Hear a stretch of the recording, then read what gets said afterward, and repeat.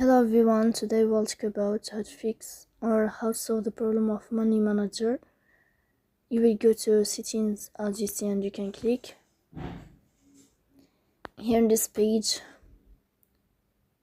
you will go to apps, default apps, app settings. In this list you can search about Money Manager and you will enter here. Here.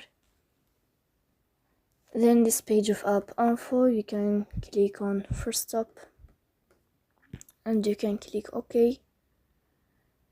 And then you will enter to the window of storage. Here you can click on clear cache, but pay attention, don't click clear data because that can delete your account. So please don't forget to